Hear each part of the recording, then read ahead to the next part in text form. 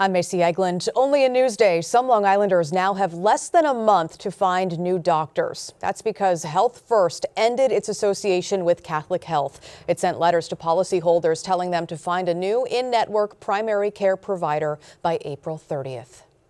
A Levittown man will spend up to 18 years in prison for a DWI crash that killed a motorcyclist. Prosecutors say Patrick Thompson's blood alcohol level was more than twice the legal limit when he hit Daniel Bliss in North Belmore in October.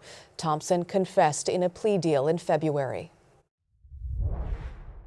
I feel dismayed and I bear no ill will towards him. I sincerely do not. This is just a tragedy. Police say Thompson ran off after the crash and was found more than a mile and a half from the scene. You can see our year-long investigation into Long Island's dangerous roads on our website, Newsday.com. Click Get More below that Newsday TV video box. A professor at Stony Brook University has joined the Artemis science team. Planetary geologist Timothy Glotch is one of 10 scientists helping with upcoming missions. It includes launching Artemis 4 in 2028, which aims to put U.S. astronauts on the moon for the first time since 1972.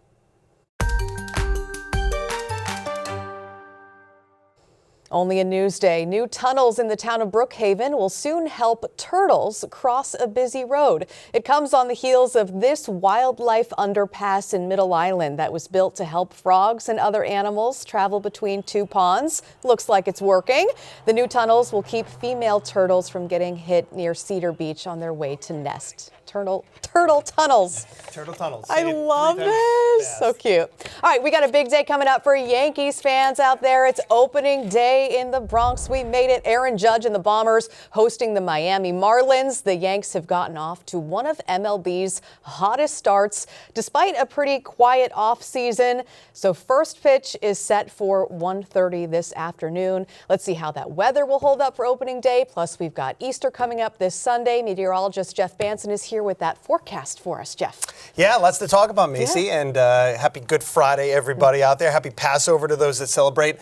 Yankees looking really good, makes me really happy. Pitching's been really great. Let's hope the weather can be really great out there today. It's pretty gloomy out there this morning. A lot of fog and mist and drizzle out across Long Island. There is some brighter weather later in the day, especially for western and northern portions of the island. So we'll take a quick look at our weather headlines here. And yes, happy opening day to Yankee fans out there. Temps warming as we head into the weekend. That is so important. I have to say, after getting a taste of some 70s along the North Shore on Wednesday, then yesterday, just a rude awakening. Walking outside 30s in the morning, 40s in the afternoon, and having to turn the heat back on. Not going to have to do that as we head into the weekend. You take a look at the conditions across the island right now. We've got mostly cloudy skies, a little bit of fog, especially that little bank that you see right there just off of Montauk, and then there's one, say about 50 miles south of the island. So nothing too dense in the fog department, but certainly could cause some slowdowns this morning. Just take care out there. And again, a little misty and drizzly out there as well, flicking the windshield wipers. Here were those temperatures yesterday. Barely getting above 40 to 45 degrees in that range. That was about it. Today, a different story. We will be ranging through the 50s across the island, and I think we'll probably see some 60s, North Shore, Nassau County, northwestern Suffolk. Take a look at Central Park, though, 65. We are going to warm a little bit more as you get into the city limits, and that is great news for Yankee fans. Here's your opening day planner. We should, again, be at about 60 degrees as we head towards the later innings of the game. First pitch is at 1:35. We'll see clouds this morning, but you'll start to see some brightening as we head towards midday, and that's going to allow those temperatures to warm on up. Not the same for us here on Long Island. Take a look. We're going to be socked into the cloud cover most of the day. That does keep things a little bit cooler down into the 50s. But we'll take it right after yesterday. So a little bit of sunshine maybe poking out this afternoon. Clouds come back in tonight. All this green you see off shore here, that's not really much in the way of rain. It's just going to be some of that low cloud cover, fog, mist, drizzle as we head into your Saturday morning. Now, advancing here, actually a pretty decent day coming up for your Holy Saturday. Clouds, intervals of clouds, some sun, maybe even a spot shower out there, but not a bad day by any stretch. I kind of wish tomorrow was Easter because here's what we have in store for your Easter Sunday. Clouding up, drizzly, and some scattered rain shower activity in the morning. Then we've got some heavy rain coming for the afternoon. So if you've got any Easter egg hunt plans for the day on Sunday, make sure the kiddos can get out there a little bit earlier. Not that you might not need a spotty umbrella or a poncho, but certainly it's better than what the afternoon has to offer. Temperatures will be okay. We'll be in the upper 50s, close to 60 degrees. Probably going to pick up around a half an inch, maybe 3/4 of an inch of rain out of that. It's a quick little hit of rain. It's out of here probably by about sunset on Easter Sunday. We'll clear things out for the new week. Not great news for the temperatures next week. In fact, take a look. By Wednesday, we get back down into the 40s. Not out of the question that on either Tuesday night, Wednesday morning, we could drop below freezing. I know a lot of folks opening up the sprinkler systems maybe want to hold off a little bit next week. This, though, Macy, looks like the final bout of some of this unseasonably chilly spring air before the temperatures get much, much better later next week. Long Island weather is brought to you by Fire Island Ferries. First in Newsday, the names of those involved in Nassau County Executive Bruce Blakeman's armed deputy program have been released. Virginia Huey looks at that list. If a declaration of emergency were declared by me, then they would be called up. Since Nassau County Executive Bruce Blakeman formed a band of armed citizens 2 years ago to be deployed on his orders in times of emergency, his office has kept the names of the armed volunteers private. It's a list, it's a database, and I don't know what the big brouhaha is all about. But now the list of names of the members in Blakeman's Provisional Special Deputies program is public. Lawyers for Democrats who were suing over the legality of the program released the files after a state Supreme Court judge ruled they could be unsealed. The unsealing of this particular file provides the most information to date of who these people are in this controversial program that has been unilaterally formed by the county executive in Nassau. Nassau County officials had declined to share details about the program or identities of these armed volunteers by failing to respond to public records requests about it. But Newsday reporter Candace Ferretti was the first to uncover the names of 26 participants through public records. Newsday and I obtained a copy of a pamphlet that was handed out in the December 2024 swearing-in ceremony, and we checked the names and backgrounds of some of those folks. This now public filing will validate that story and also add more than 30 more names. The filing shed new light into the credentials of those chosen for the program. The list includes a former NYPD officer who was involved in a high-profile police misconduct case, a physician fired as CEO of Nassau's public hospital, and Blakeman's nephew, who has no law enforcement or military experience. There is no place for that in good government. So I hope that it's not true, but if it is, then it deserves scrutiny. Scott Davis is one of two Democratic county legislators suing over Blakeman's creation of the program. They claim he bypassed legislators to do it. If you're going to do something, be open, transparent about it so that all of the residents of the county can see what's going on. In response to the files going public, Blakeman's spokesperson issued a statement pointing to the judge's Democratic political ties. Judge Carlton is a former Democrat district leader who has already prejudged this case. He should remove himself. The only issue that should be before the court is whether County Executive Blakeman has the power to create a list, which under black-letter law he clearly does. For Newsday TV, I'm Virginia Huey. Read more about the list and the county's armed deputy program on Newsday.com. Click Get More below the Newsday TV video box. EPA Administrator and former Long Island Congressman Lee Zeldin reportedly tops the list to replace Pam Bondi as U.S. Attorney General. Newsday White House correspondent Laura Figueroa Hernandez looks at why Zeldin may be Trump's first choice. After months of speculation about Attorney General Pam Bondi and her standing with President Trump himself announced that he was letting her go. He was replacing her. Right now, he's temporarily replacing her with her deputy, Todd Blanche, who served as the president's former personal attorney. But again, there's a lot of speculation and talk that EPA Administrator Lee Zeldin, a former Long Island congressman, is top on the list to replace Bondi. He's been a long time Trump ally since his first term. He served as one of Trump's impeachment managers during the 2019 impeachment effort against President Trump. He's long been kind of a pit bull in Trump's corner, always talking him up, always defending him. And I think that's kind of what Trump is looking for in this AG position. Interim Attorney General Todd Blanche is also from Long Island. Now, the former federal prosecutor previously worked as President Trump's criminal defense attorney. You can read more about Zeldin and Blanche on Newsday.com. Click Get More below that Newsday TV video box.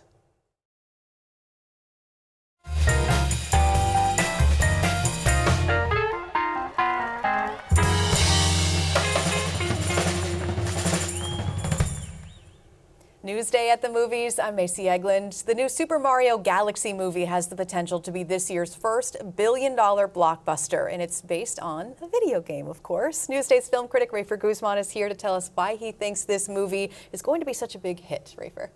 Well, look back at the first movie, the Super Mario Brothers movie from 2023. That was an animated kids film from Universal based on the Mario games, one of the most famous characters in video game history. That movie was a bigger hit than people expected. It's the highest grossing video game movie. It's the first video game movie to cross the $1 billion mark, and it almost beat Barbie for #1 at the box office. And these days, animated sequels are hot. Moana 2 does better than the first one. Inside Out does better. Zootopia 2 does better. That was the top movie of last year with $1.8 billion. So box office analysts are saying that Super Mario Galaxy could reach $1.3 billion, maybe even $1.5 billion. Even if it falls a little short, this is going to be a huge movie. Yeah, a lot of people looking forward to it for sure. So how have these video game movies changed over the years? I mean, what is making them better now? If you remember the very first video game movie, Super Mario Brothers from 1993, that was a flop. Fans hated it, critics hated it, and for decades, every other video game movie could sort of not wash the smell of that one away. And you had a few hits like the Resident Evil movies with Mila Jovovich. Those sort of fit into the zombie apocalypse genre. And then you had Angelina Jolie and the Lara Croft movies. But you also had things like Street Fighter with Jean-Claude Van Damme, or Warcraft, or Silent Hill, and you really don't even want to look at those Rotten Tomato ratings. But while no one was looking, video game movies started to get good, and the sweet spot has been the family audience. The Angry Birds movie was one of the first to get pretty positive reviews. Sonic the Hedgehog was a huge shift. Critics really warmed up to that, and it did very well at the box office. And now we've got the new Mario Brothers movies. So this genre has really improved over the years. Yeah, they're evolving with the times, getting better. It's good to see, and you think we're going to see even more of them as time goes on. Yeah, I think video games are more popular than ever, and there's a sense that these are the next hot place to get source material. And you have some big names who are getting into the act too. Zach Kreger, the director of Weapons, which just won an Oscar. He's rebooting the Resident Evil franchise this year. Alex Garland, who did Ex Machina and Civil War, he's adapting a fantasy game called Elden Ring. And Taylor Sheridan from Yellowstone is reportedly working on a film version of Call of Duty. So we're definitely going to see more of these movies, and they could be pretty good. Okay, we'll see. I'm excited. Thank you, Rafer, Newsday's film critic. Always a lot of great info for us, and you can read all of Rafer's 10 best video game movies on our website, Newsday.com. Just click Get More below that Newsday TV video box. Feed Me is brought to you by GL Homes, a reputation built on quality and trust since 1976. A new twist on a breakfast classic, sushi crepes. Ken Buffa shows us where to find them in today's Feed Me TV.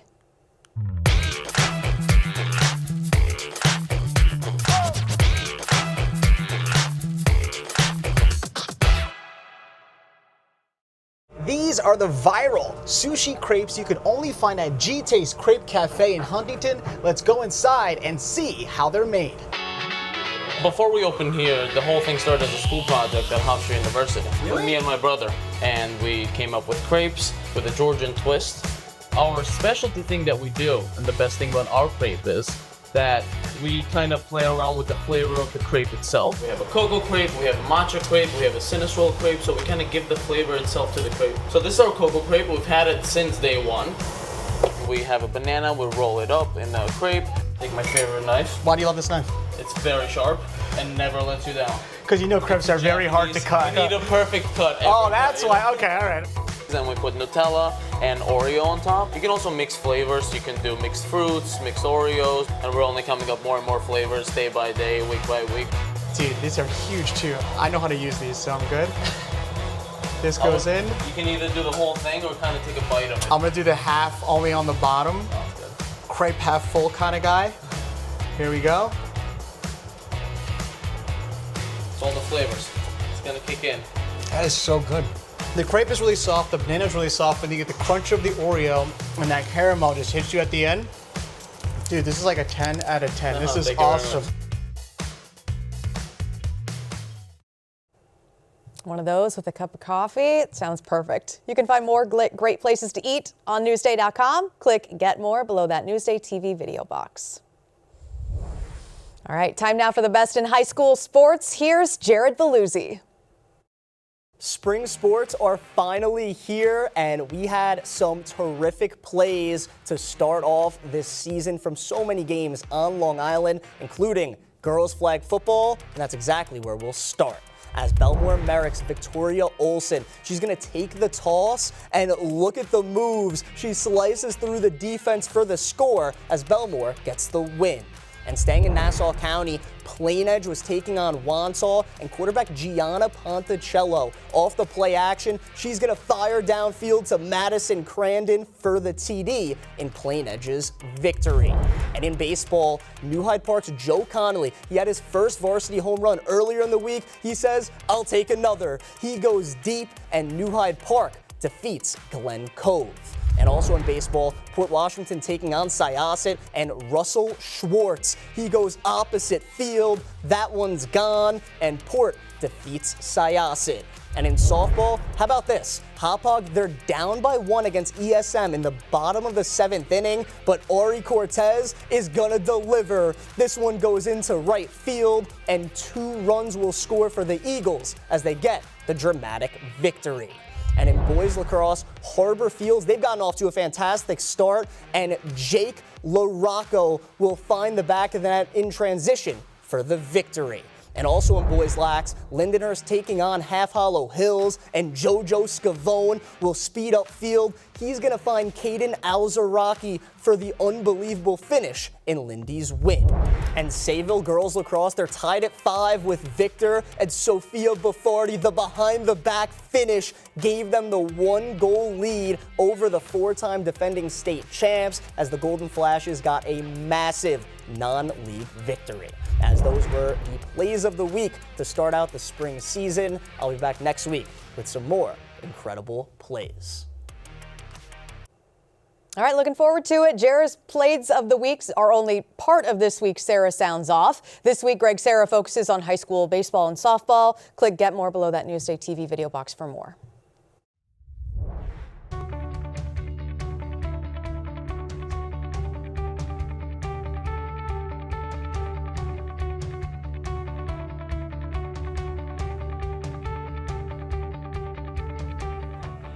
See more on these stories on Newsday.com and watch us streaming anytime on Local Now, YouTube, and the other streaming services you see here.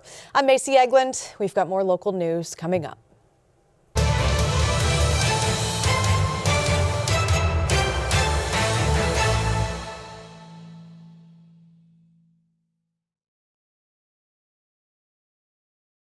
Newsday TV explores how the legalization of online sports betting can be an overwhelming temptation, hidden addiction, gambling on Long Island. A Newsday special report, now available at Newsday.com.